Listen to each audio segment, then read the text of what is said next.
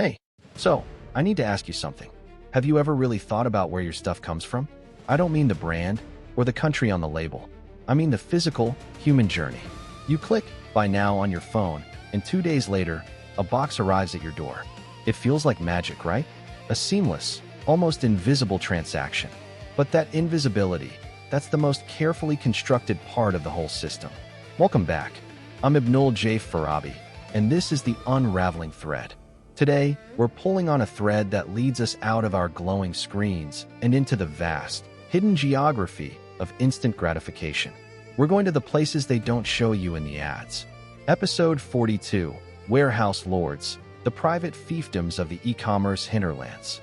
I grew up in Dhaka, a city woven with markets, loud, tactile, human places where bargaining was a conversation and you knew the person who sold you your shirt. Now, based in New York, I order everything from a single company whose promise is the elimination of all friction, all human hassle. As an engineer, I admire the sheer audacity of the logistics. As a storyteller, I'm haunted by what that system chooses to make and to keep invisible.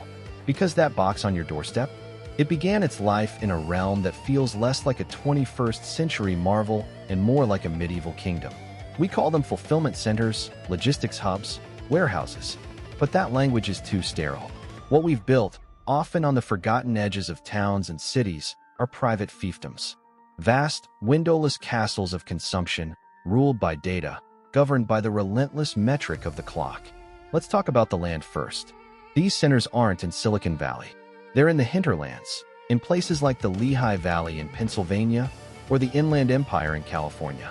Towns hungry for jobs offered them massive tax breaks, and in return, they got these monolithic structures, sometimes over 1 million square feet under a single roof. They reshape the very landscape. They become the local economy. And when one company is the largest employer for miles, it doesn't just offer jobs, it establishes sovereignty. It sets the rules, the wages, the pace of life. The local government, which gave away the treasury to attract them, often finds it has no real power left to regulate them. The castle walls are up, and inside those walls, that's where the modern serfdom takes shape. I've read the accounts, the investigations. Workers wear sensors that track their location, their time off task, down to the second. Their every movement is optimized by algorithms that treat human beings as the most inefficient, yet necessary, component in the machine. The pick rate, the number of items you must retrieve per hour, is a relentless lord. It doesn't account for a sore back, a bad day, the need for a bathroom break that might be a 10-minute walk away. You are not a person with needs. You are a unit of throughput. The temperature inside can be sweltering in summer, freezing in winter. The ambient noise is a constant, deafening hum of machinery. There are no windows. Time becomes abstract, measured only in breaks you dare not take and quotas you must meet. This is the brutal irony. The system that promises you ultimate convenience as a consumer is built on a foundation of profound inconvenience for the human beings who operate it. We've outsourced our hassle. We've clicked it away, and it has accumulated, like a toxic debt, onto the shoulders of a largely invisible workforce. Which brings me to the lords of these domains. They are not mustache-twirling villains in towers. They are algorithms. A manager's authority is secondary to the dashboard's command. The real power is the software that monitors, predicts, and dictates. It's a form of governance without conscience, without context. It can't see a worker struggling with childcare. It only sees a dip in productivity. And this algorithmic governance creates a perfect shield of deniability for the human executives. When something goes wrong, when injury rates are high, when workers report inhuman conditions, the company can point to the system. It's just data. It's just efficiency. We're just giving the customer what they want. But here's the personal reflection for me.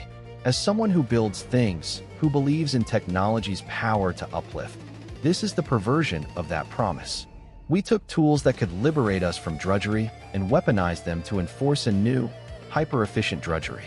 We created a loop where our desire for speed and low cost fuels a system that must, by its own logic, grind down human labor to its cheapest, most controllable form. My click here in Brooklyn isn't harmless. It's a tiny vote for this kingdom. So where does that leave us? With a feeling of helplessness? Maybe. But unraveling a thread isn't about finding a simple fix. It's about seeing the weave clearly for the first time. The first step is to kill the myth of magic. Your package didn't arrive by wizardry. It arrived because a person, in a specific place under specific conditions, walked miles on concrete, scanned it, and packed it under the watchful eye of a digital overseer. The takeaway isn't to stop shopping online. That's not realistic. The takeaway is to inject that transaction with consciousness, to remember the human cost embedded in free and fast, to support movements and legislation that seek to bring transparency and humanity back into these digital age factories, to understand that our convenience should not be built on someone else's controlled misery. We have to ask, what kind of world are we building, one click at a time? Is it one of connected ease for the few, powered by invisible servitude for the many?